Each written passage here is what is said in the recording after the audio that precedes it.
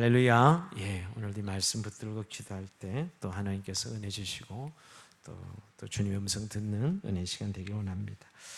자, 우리가 지난주에 이어서 이제 말씀을 본데 굉장히 길지만 사실 내용은 간단합니다. 그죠?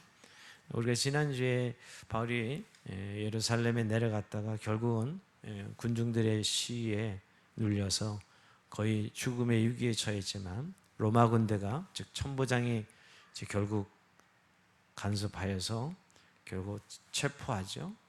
로마 군대가 체포하는 거예요. 천부장이 체포해서 영내로 데려가서 자초지종을 알기 위해서 사실은 처음에는 군중들 앞에 세웠죠, 그죠? 그러다가 전혀 군중들이 듣고서 난리를 피니까 다시 영내로 데리고 들어왔다가 좀 더 이 사람을 왜 이 사람들이 죽이려고 할까, 유대인들이. 그래서 그 당시 가장 권력기관인 사내들인 공회 앞에 바울을 세웠습니다. 근데 사실 사내들인 공회 앞에 세워서 뭔가 왜 이 사람들이 바울을 죽이고자 하는 그 의도를 알아야 되는데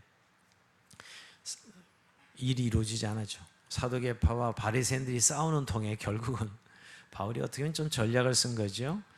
사두개인과 바리새파가 사내들인 공회를 차지하고 있는데 나는 바리새인이라 하는 이야기 때문에 내세와 부활을 믿는 그 통해 바리새인과 사두개인들이 원래도 관계도 안 좋아요. 싸움 통해 결국은 해명이 되기는커녕 오히려 막 다툼이 일어나니까 결국 천부장이 바울을 또 영내로 데리고 왔습니다. 자, 이런 상황이죠.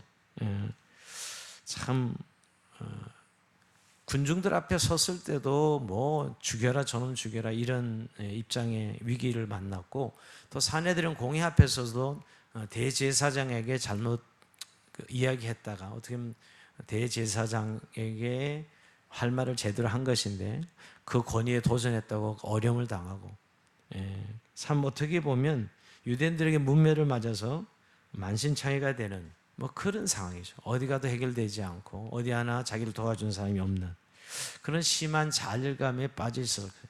게다가 지금 이제 로마 군대 영내에 감금되어 있는 거 아니겠어요? 근데 우리가 그날 밤에 주님께서 바울을 찾아오십니다. 우리 오늘 읽지는 않지만 지난주 본문이긴 하지만 11절입니다. 한번 24절 11절 같이 한번 읽어볼까요? 시작. 그날 밤에 주께서 바울 곁에 서서 이르시되 담대하라, 내가 예루살렘에서 나의 일을 증언한 것 같이 로마에서도 증언하여 하리라 하시니라. 아멘. 자, 이 주님이 밤중에 나타나셔서 직접 바울에게 하시는 이 한마디의 말씀이 지금까지 짓누르고 있는 고통, 절망, 불안이 한순간에 사라지게 하는 말씀, 어마어마한 위로의 말씀이죠. 이런 상황에 주님이 직접 나타나셔서 말씀하신 위로의 말씀이요, 또 바울의 앞날에 어떻게 일을 하실지에 대한 비전의 말씀입니다. 사실 바울은 이 말씀 듣고요 더 이상 흔들리는 장면이 없습니다. 더 이상 흔들림 없이 진행하고 있어요. 참 이 말씀 한마디가 결국 바울이 지금까지 당한 이런 고통을 상세하고도 남는, 짓누르기는 억압을 상세하고도 남는 그런 말씀이지요. 정말 말할 수 없는 은혜입니다.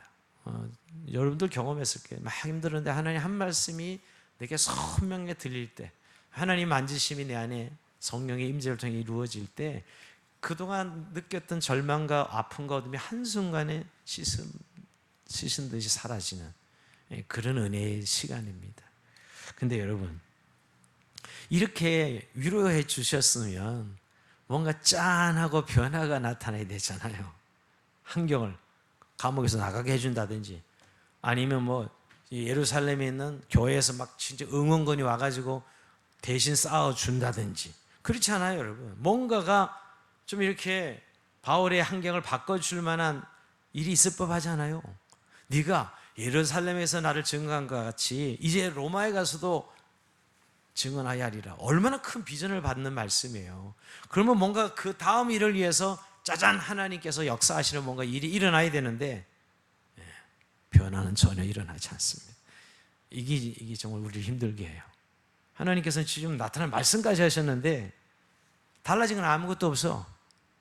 달라진 건 아무것도 없다니까요. 아니, 달라진 건 달라졌죠. 더 어려워졌죠. 더 어려워졌죠, 여러분.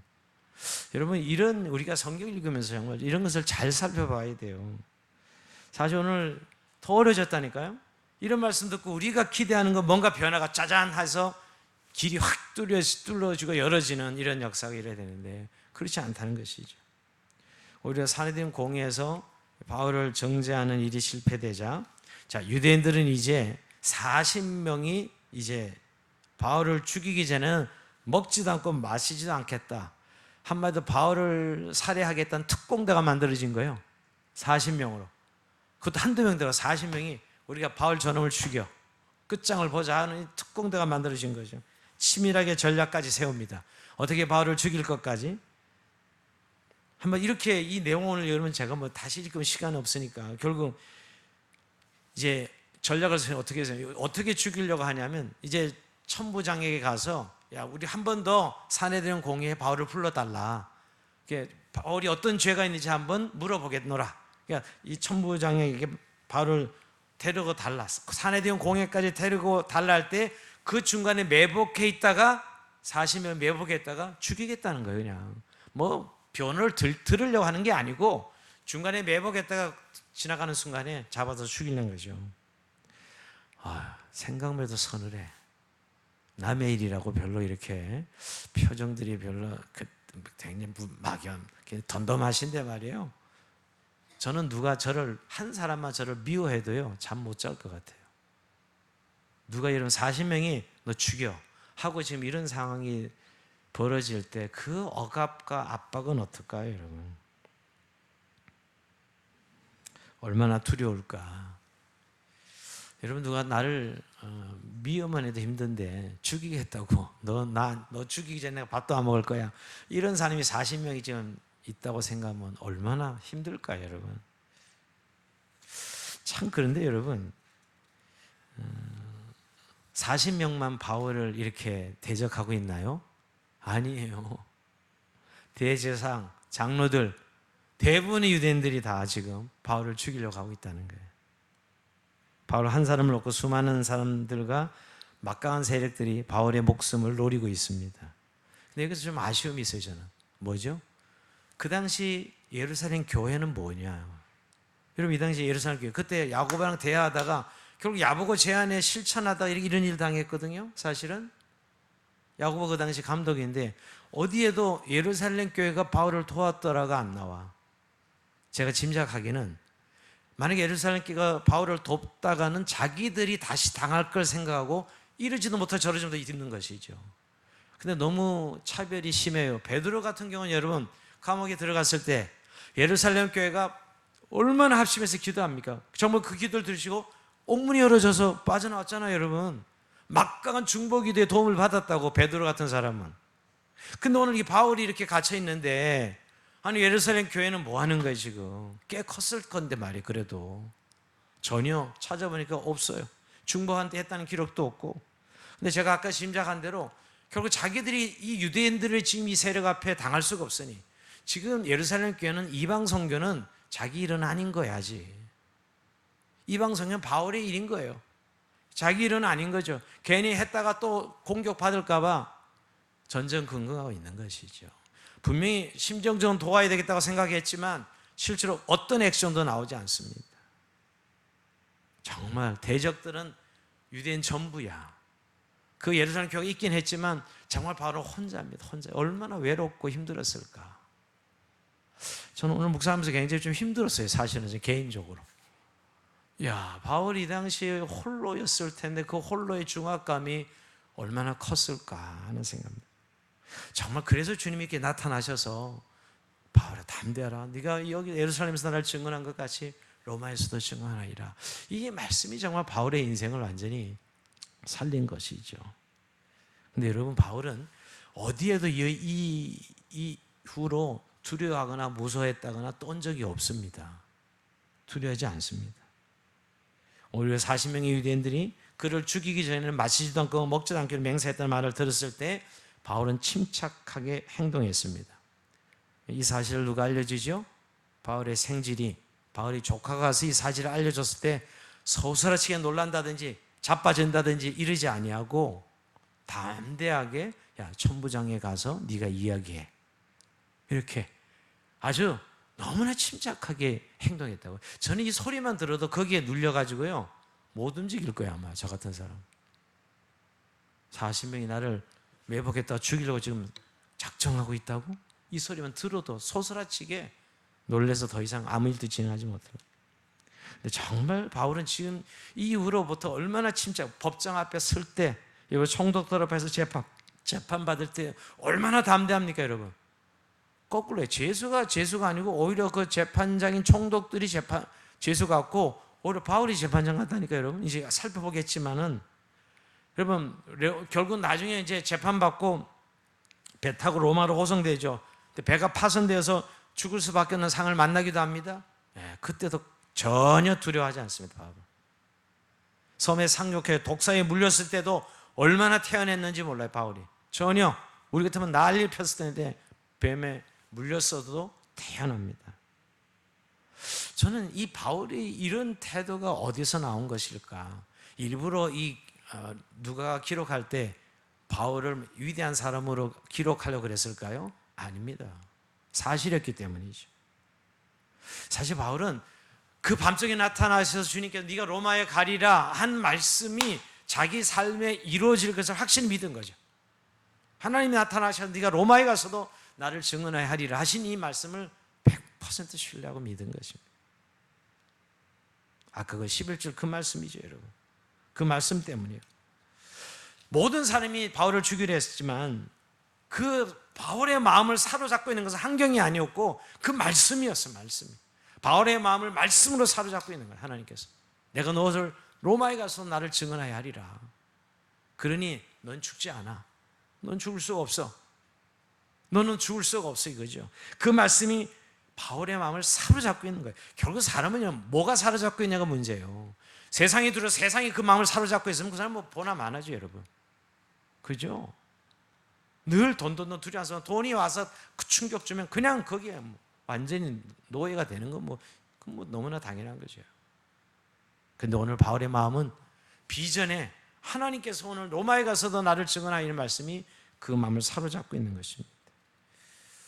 여러분, 제가 오늘 여러분 마음속에 정말 말씀이 사로잡고 있습니까?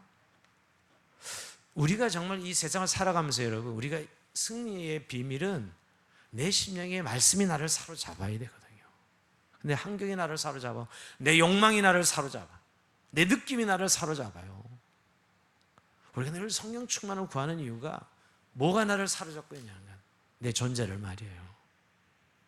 우리가 정말 아무리 힘들고 어려도 이렇게 말씀이 나를 사로잡고 있다면 문제는 되지 않아요. 환경이 그 문제가 되는 건 아니에요. 주님의 음성을 들을 수 있다면 문제가 안 돼요. 오늘 바울이 이렇게 밤중에 주님이 직접 나타나 말씀하시니 말씀을 들었기 때문에 이런 힘이, 이런 세상을 이기는 힘이 있었던 것이거든요. 근데 여러분 이때는 여러분들 그러면 나도 하나님 밤중에 나타나셔서 이렇게 말씀하시면 내가 말씀에 사로잡혀서 그렇게 승리하는 삶을 살 수 있을 텐데 이렇게 생각하죠. 예, 맞습니다. 그렇게 신비한 방법으로 정말 이렇게 체험적으로 나타나셔서 하나님 말씀을 들었다면 저 여러분 분명히 그런 은혜를 누릴 거예요. 근데 여러분 이 당시는 구약 성경만 가지고 있을 때고 신약 성경이 기록되지 않을 때입니다. 이 당시는. 그리고 사도들은 성경을 기록하는 교회 터로 하나님 부르신 자들이에요. 이때는 사도들의 말이 성경이에요, 사실은요. 그러니까 이렇게 구체적으로 나타나서 말씀하시는 건 자연스러운 거예요. 그러나 오늘 우리 시대는 신약이 기록된 시대예요. 이미 성경 안에 주님의 음성이 다 있어요, 사실. 이미 여러분 오늘 우리가 읽고 있잖아요. 정말 고난당할 때 바울에게 찾아오셔서 이렇게 비전을 주신 하나님, 우리의 삶에도 마찬가지죠. 그러니까 우리가 정말 하나님의 음성을 듣고 말씀에 사로잡히려면 무엇보다도 성경을 읽고 그 성경이 묵상돼야 돼요. 정말 신약 시대에 오늘 우리가 살아가는 우리들은 보혜사 성령과 말씀으로 말씀에 사로잡히는 삶이 돼야 돼요. 그래야만 우리가 이 바울같이 이렇게 이런 어떤 상황에 어떤 위협 앞에도 승리할 수 있는 것이죠. 근데 여러분 성경을 읽을 때 정말 말씀에 사로잡힌다는 것은 성령의 깊은 감동과 감화가 있어야 돼요.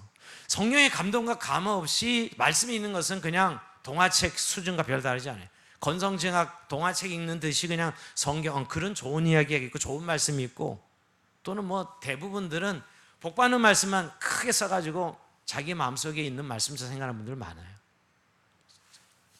책갈피에 꽂아놓은 말씀 보면 대부분들 그냥 복받는 내용이에요. 근데 사실은 정말 성령이 우리 안에서 말씀에 사로잡히게 한 요소, 그 말씀을 묵상할 때 그 레마로 나의 말씀으로, 오늘 2000년 바울이 가신 말씀인데 내게로 오잖아요. 이게 말씀에 사로잡히는 것이죠. 근데 이런 문제는 정말 말씀을 우리가 밥 먹듯이 그렇게 말씀을 먹느냐는 거예요. 여러분 오늘도 드셨죠, 여러분? 식사는 반드시 하시죠.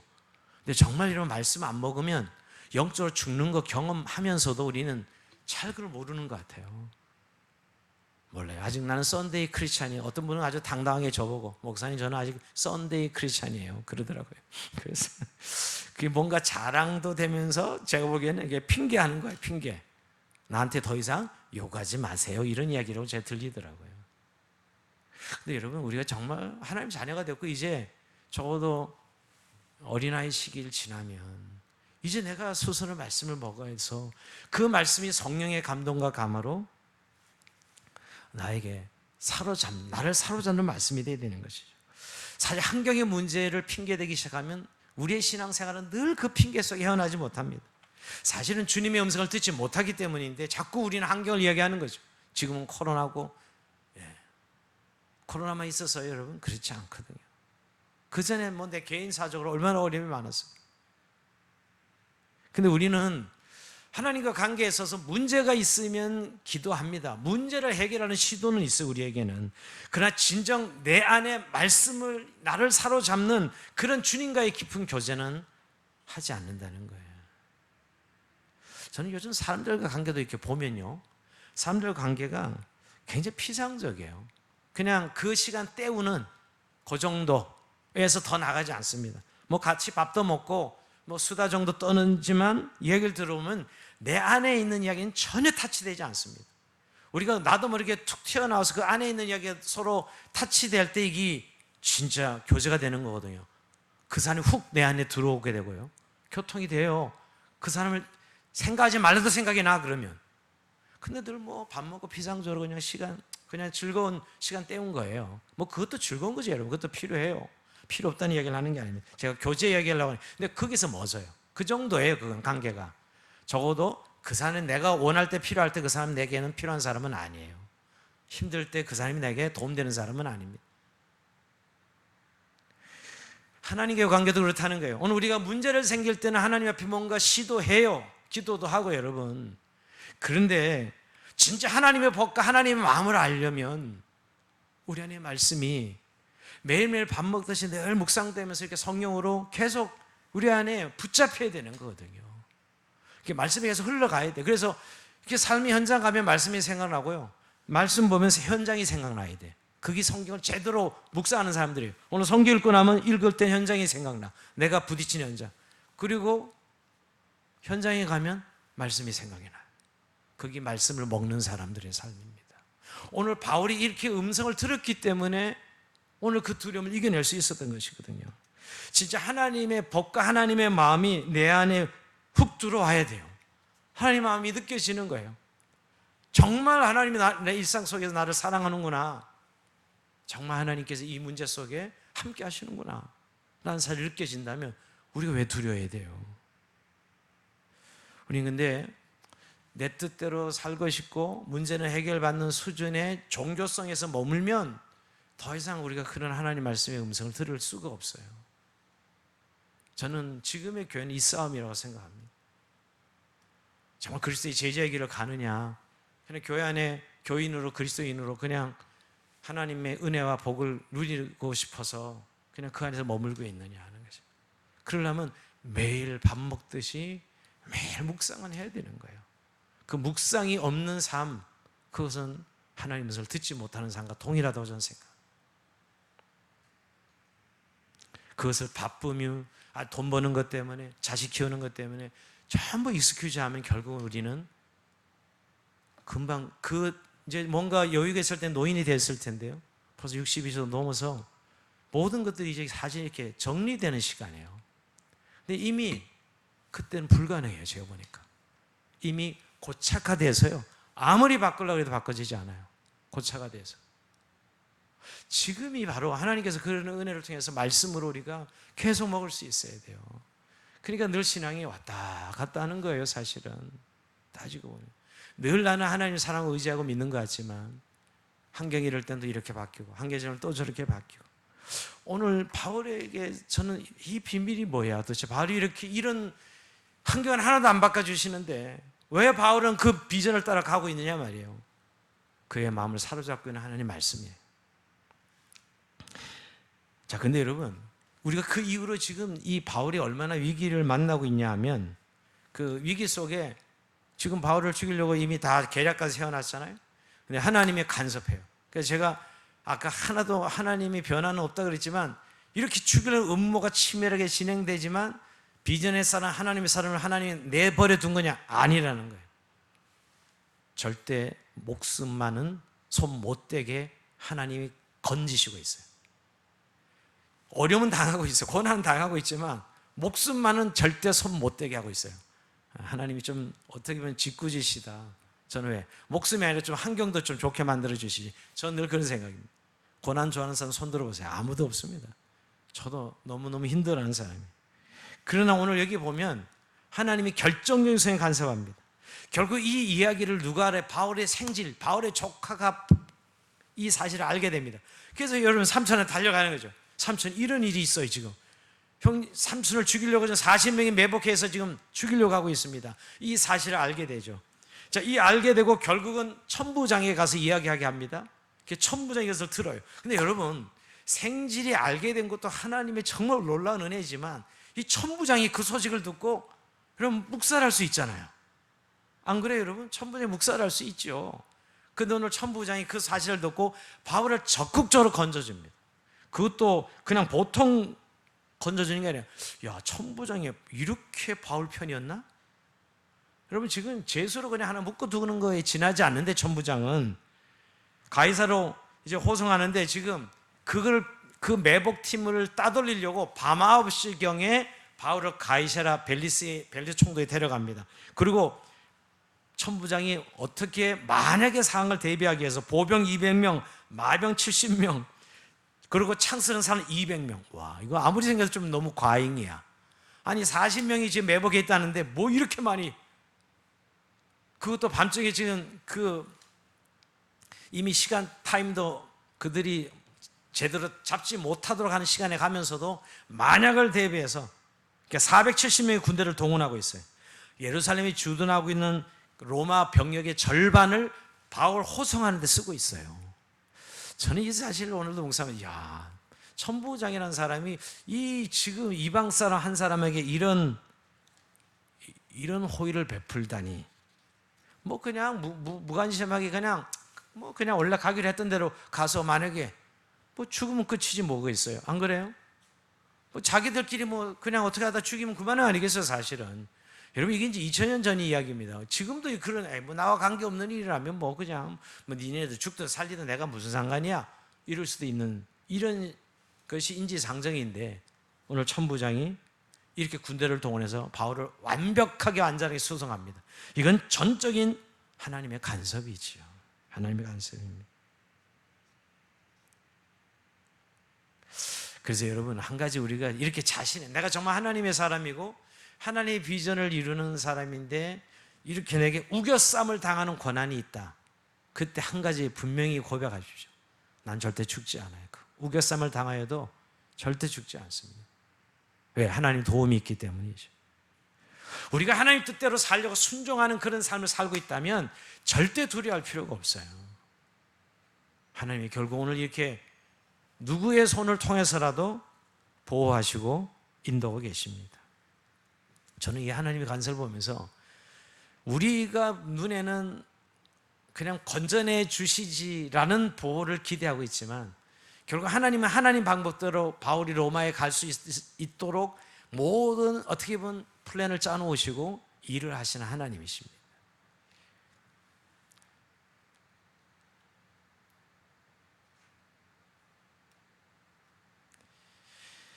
우리가 하나님의 백성으로 살아가면서 하나님의 계획 속에 있다라고 여러분 입으로 고백하죠. 내 인생이 하나님 안에 있고, 그러면 그 일이 크고 작고 못하고 잘하고의 문제가 아니고요. 결국 여러분 자녀들이 잘하고 못한다고 여러분 자녀에 대한 생각이 바뀝니까? 그렇지 않죠. 그렇지 않다고 여러분. 자녀는 자녀로서 존귀해요. 부모에게는. 마찬가지로 우리 하나님의 자녀는 하나님께서 우리를 구원하셨을 때 그 구원하신 자기 백성을 오늘 바울이 아니고 우리 모두도 이렇게 인도하고 계시다는 사실이에요. 그러니 여러분 우리가 좀 이런 세상을 살아가면서 좀 두려움 없이 당당하고 담대할 필요가 있습니다. 우리 너무 요새 기주고 있어요. 풀주고 있다고 해야 되나? 어떻게 해야 되나? 뭐만 보면 이제 이렇게 풀주고 있는 그리스도인들 말이에요. 그래도 생존에는 강해요. 제가 보니까 여전히 역시 세상에서 우리가 보고 배우는 게 늘 그건 것 같아요. 아주 생존에는 끈질기는데 내 마음은 늘 힘들어요. 놀래. 근데 여러분 놀라지 마시라고요. 오늘 놀라지 말고 두려워하지 말라고 주님 계속해서 말씀하십니다. 내가 너를 꽉 잡고 있어라고. 오늘 바울을 꽉 잡고 있듯이 말이에요. 그러면서 이 천부장은 여러분 바울을 총독에게 편지 보내면서 아주 객관적으로 써줍니다. 자, 이 죄수를 지금 보내는데 유대인들 사이에 종교 문제로 고발당했다. 율법에 관한 문제일 뿐 죄는 없는 것 같다. 죄는 없는 것 같다. 아주 굉장히 간대해요. 그리고 바울에는 암살 계획도 있고 또 총독에게 재판받아야 한다는 의견을 담아서 바울을 이송하고 그 편지 써서 보내는 거예요. 지금 벨릭스한테, 총독한테. 총독이 지금 가이사랴에 있거든요. 천부장은 지금 이렇게 주둔 파송남 군대죠. 그러니까 벨릭스에게 재판할 수 있도록 객관적으로 써주는 것이죠. 또 로마 시민권자라는 사실도 또 밝힙니다. 근데 저는 천부장이 이렇게 하는 것에 대해서는 좀 깔려 있는 게 하나 있는 것 같아요. 로마 시민권자라는, 자기가 이 로마 시민권자인지 모르고 구금했거든요. 그래서 그걸 나중에 바울이 어필하며 항의하면 자기가 좀 당할 수도 있다는 생각을 한 것 같아요. 이제 인간적으로 생각해 보면 물론 하나님의 간섭이지만 그래서 바울에게 이렇게 좋게 긍정적으로 자기에게 항의하지 않도록. 이 당시 여러분 얼마나 지금도 저는 정치 세계 보면 얼마나 냉정한지요. 사람과 사람 관계가, 이해관계가 얼마나 정확하고 전쟁인지요. 그리고 어떻게 보면 이 천부장이 그런 관점에서도 살펴볼 수 있죠. 바울을 객관적으로 잘해준 이유가 자기가 이 로마 시민권자인 줄 모르고 구금하고 때리고 했거든요. 근데 만약에 이렇게 다루었다면 귀책 싸워요, 사실은. 그런 부분을 활용해서 하나님께서 이 천부장의 마음을 감동해서 바울을 완벽하게 보호해서 가이사르로 후송하게 합니다. 근데 여러분 오늘 이제부터 바울은 이 재판 기간이 몇 년인지 아세요? 이제 계속 살펴보는데 2년 됩니다. 2년. 여러분 오늘 벨릭스에 가가지고 신문한 다음에 헤롯궁에 가둬두고요. 여기서 무려 총독 간제에서 아그리빠한테 가서 무려 2년의 시간을 보내요. 와. 베스더 총독이 또 새로 부임합니다. 벨릭스가 떠나고 베스더가 오는데 그 총독 앞에 또 재판을 받아. 아그리빠 앞에 재판을 받고. 여러분 2년 정도 되면 저 같으면 하나님 정말 저 로마에 가는 거 맞아요? 이렇게 물어볼 거예요. 나 로마에 가는 거 맞습니까 하나님? 너무너무 길어요. 너무너무 길어요. 지금 감옥에서 썩고 있는데 머지않아 로마에 갈 것이다 라는 이 사실을 바울은 믿고 있었기에 가능했던 것이죠. 결국 여러분 로마로 가는 길, 이것이 결국 바울의 인생을 이렇게 2년 동안이나 구금되고 감금되어 있지만 그렇다 해서 완전히 이렇게 우리가 생각하는 것처럼 막 완전히 꼼짝 못하는 이런 감금은 아니지요. 왜? 아직 확정된 죄수는 아니니까. 미결수라 이 말이야, 한마디로. 아직은 로마 시민으로서 재판을 받아서 형이 떨어져야 이제 기결수가 되는. 아직 미결수니까 좀 자유로웠겠죠. 그렇지만 2년의 세월을 보내면서도 바울은 전혀 요동하지 않고 로마를 향한 비전을 가지고 하나님 앞에 확신을 가지고 나가고 있습니다. 오늘 정리를 좀 해보면 여러분, 바울이 당한 일을 생각해 보면 아니 예루살렘 교회 구정군 전달에 올라갔다가 유대인들의 미움과 오해를 받아서 결국은 성전에 들어가서 유대인들이 맞아 죽을 뻔하고 로마 군인들에서 죽음의 길을 모면했지만 유대인들에게 복음 전하다가 숲으로 돌아가고 사내들인 공회에 들어갔을 때 찢겨 죽일 뻔하고, 또 40명의 유대인들이 그를 죽이려고 하는 특공대가 만들어지고, 근데 하나님이 특별히 그를 살려주신, 그렇게 끝난 것이 아니라 2년, 이런 감금된 생활이 2년이나 지속되고 있는 것. 여러분, 이럴 때 우리가 어떤 태도를 가지고 우리가 인생을 살아가야 될까? 물론 우리가 좋을 때도 있고 힘들 때도 있고 어려울 때도 있어, 이렇게 일반적으로 이야기하죠. 그러나 분명한 것은 로마로 가는 분명한 하나님 비전이 그에게 생생하게 하나님이 들려줬어요. 그런데 지금 내 앞에는 로마의 로자도 붙일 수 없는 상황이 계속 반복되고 있어. 아니, 그것도 질질질 끌려가고 있어요. 얼마나 불행으로 해석할 수 있습니까? 얼마나 이게 정말 아무것도 안 되고 다 깨졌다고 해석할 수 있는 그런 상황이죠. 네, 바울은 그렇게 해석하지 않았다는 거예요. 하나님 안에서, 하나님 뜻 안에서 합력하여 선을 이루시는 것을 믿고 있는 것이지요. 내 구원이 점점, 하나님의 역사가 점점 가까워지고 있다라고 믿는 거예요. 코로나를 우리가 기다리는 마음도 마찬가지죠. 우리가 어떤 고난을 당할 때 정말 우리에게 이런 시간들이 지금 구원이 가까워지고 있음을 느낄 수 있는 사람이 있고, 와, 이건 정말 너무 길어. 너무 길어. 길긴 길죠, 여러분. 길어 하면서 결국 낙심하고 지치고 나가 떨어져 가는 삶이 있겠죠. 대부분 하나님의 은혜를 좀 이렇게 막 사모하고 하다가 무슨 일이 탁 들어 걸리면 거기서 다시 원위치 되는 분들을 많이 봅니다. 교회 생활을 하면서요. 좀 이렇게 신앙이 한껏 이제 성숙으로 나가려고 했는데 어느 한 사건을 만나. 근데 진짜 제가 생각하기에는 그런 사건이 안 일어나야 되는데 일어나요. 참 이상하죠. 목사는 늘 그런 일이 안 일어날 기도하는데 꼭 일어나. 그 사람은 이제 거기서 스탑돼. 그리고 다시 후퇴. 하나의 은혜는 나는 이런 거야. 그러니까 아예 만족해. 어쩔 때는 만족하고 그냥 거기서 그걸로 교회 생활로 때우는 거죠. 하나님과의 관계가 신앙생활인데 교회 생활로 때우는 거예요. 오늘 모든 위기 가운데 오늘 바울이 이렇게 견딜 수 있었던 것은 결국 그가 받은 비전입니다. 여러분, 비전을 가진 사람은 절대 죽지 않습니다. 왜? 하나님 그를 통하여 하실 일이 남아있는데 어떻게 죽어요? 그것을 분명히 들었는데 로마로 가서 반드시 복음이 전해야 자기 인생이 끝나는 것이죠. 그걸 믿었던 바울에게는 결국 이런 어떤 사건이 일어나도 다 합력하여 선을 이루는 사건일 뿐이에요. 저 여러분이 정말 하나님의 주신 꿈이 분명하다면 그 어떤 어려움도 합력하여 선을 이루시는 하나의 사건일 뿐이라는 거예요. 여러분, 비전이 뭡니까? 저는 하나님 나라의 비전을 비전이라고 말 안 하긴 하지만 예수 믿는 사람에겐 다 하나님 나라의 비전이 있는 거예요. 근데 제가 그것을 비전이라고 말하는 것은 모든 사람이 있는 비전을 왜 비전이라 그러냐? 어떻게 그렇게 물어볼 수 있죠. 예수 믿는 사람은 모든 이 하나님 나라의 비전을 다 가지고 있는데, 근데 그 시대, 그 사람의 은사, 그 사람의 환경, 그 사람의 처소에 따라 결국 비전은 결정되거든요, 여러분. 여러분의 가정의 환경, 여러분의 직장의 환경, 여러분이 가진 은사, 여러분이 처하는 이 시대가 우리에게 개인적으로 비전을 갖게 하신다니까요. 만약 그렇지 않다면 우리는 다시 한번 하나님 앞에서 다시 한번 점검해야 돼요. 가장 예수 믿는 사람이 하나님 나라의 비전이에요. 맞아요. 하나님의 꿈을 꾸고 그 꿈이 이루어지는 삶이죠, 여러분.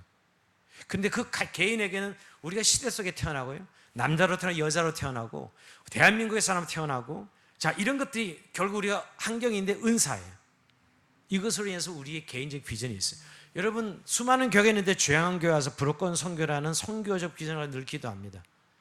여러분, 그게 바로 우리의 은사고 우리가 이 시대에 주신 자기의 비전과 연결되어 있다는 거예요. 많은 분들은 교회의 비전이죠. 그럼 여러분의 비전은 어디 있어요? 여러분의 가정이 여러분의 비전의 현장이고요. 오늘 그 비전이 분명한 바울에게는, 바울은 지금 이방인의 사도를 불름 받았어요. 큰 하나님 나라의 꿈은 이방인의 사도였어요. 그런데 로마에 가리라 하는 구체적인 그의 지금 당면을 마무리하는 자기 인생 속에 이 비전을 받고 그 모든 어려움도 결국 이겨낼 수 있었어요. 저도 여러분 처음부터 불어권 선교라는 건 딱 이렇게 떨어진 게 아니에요. 처음에 뭔지도 모르고 막연한 희미한 그림이었다면 모자이크 처리되듯이 하나씩 만들어지기 시작해요. 그러면서 오늘 내가 지금 하고 있는 일들, 오늘도 선교사님 한 5분과 계속 카톡으로 오늘 이상하게 그런 일들이 많았어요. 하게 되는 그런 날이에요. 정말 선교사를 격려하고 위로하지 않으면 안 되는 것이에요. 여러분, 성교는 우리가 생각하는 그렇게 멋있는 그림이 아닙니다. 일상 속에 맨날 일어나는 어려움이에요. 사실 성교는 치고받고 병나고 깨지고, 근데 그 가운데 누군가 함께하면서 하니 그 일을 하게 하시는, 걷게 지나고 나면 하나님 하시는 일이죠. 근데 여러분, 선교사면 그러냐고요? 저 여러분도 똑같다니까요. 지금요, 만약 똑같게 느끼지 않는다면 뭔가 그건 잘못된 거죠. 비전이 아닌 거죠. 여러분, 직장이 비전이 아닙니까? 여러분, 가정이 비전이 아니에요? 오늘 이 비전 때문에 바울은 죽지 않고 갈 수 있었고 합력하여 선을 이루는 사건이 오히려 잘 연단되고 인내로 만들어지는 연단의 과정들이지요. 여러분, 바울이 완전히 혼자였거든요. 저는 이 바울의 아까 상황을 보면서 좀 마음이 짠했다는 것은 아무도 후원군이 없는 이런 상황이었지만 바울은 거기에 굴하지 않았습니다. 거기에 눌리지 않았다고요. 그것은 그가 비전의 사람이었기 때문에.